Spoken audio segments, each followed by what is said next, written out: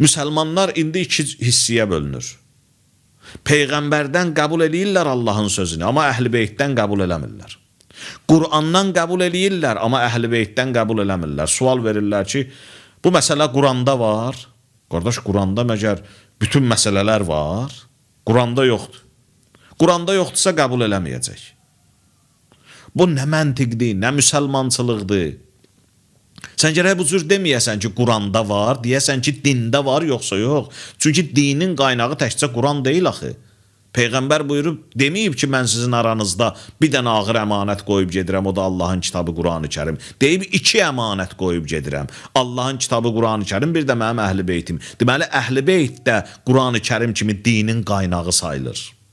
Dinin mənbəyi sayılır və din sayılır. Onların da sözü Qur'anın sözü kimi sayılır. Yəni Peyğəmbər bunları əmanət qoyub özü də deyib, bunlar ayrılmayacaq. Əgər desən ki, ya, bunun sözü adi bir alimin sözü kimi qəbul olunur, Qur'anın sözü kimi yox. Məsələn, İmam Sadiq əleyhissalam deyib, amma Qur'anda yoxdur, yox, mən qəbul eləməyəcəm. Bəs Peyğəmbər 2 dənə ağır əmanət qoyub gedib axı. Bir dənə qoymayıb axı. Sən amma bir tərəfli gedirsən dini. Olmaz.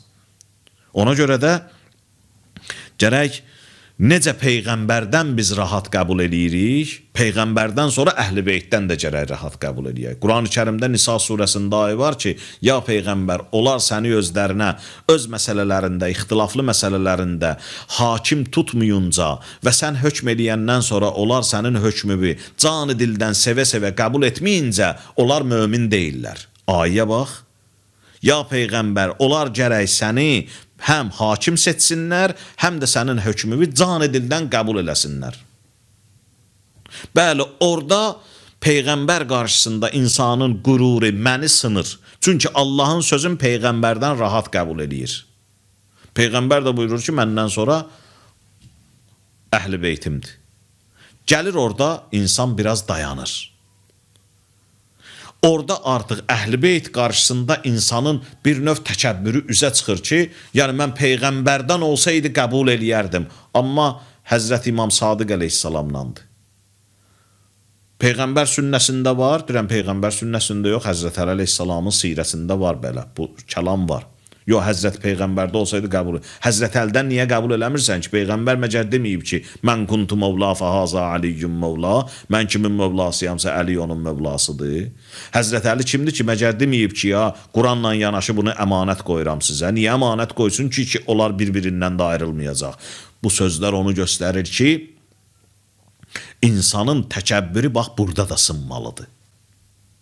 Ki, mən Peyğəmbərdən sözü rahat qəbul elədiyim kimi, onun Əhl-i Beytindən də rahat qəbul eləməliyəm. Burada Əhl-i Beyt tərəfdarlarının, aşiqlərinin son dərəcə təvazökar olması, bax, üzə çıxır.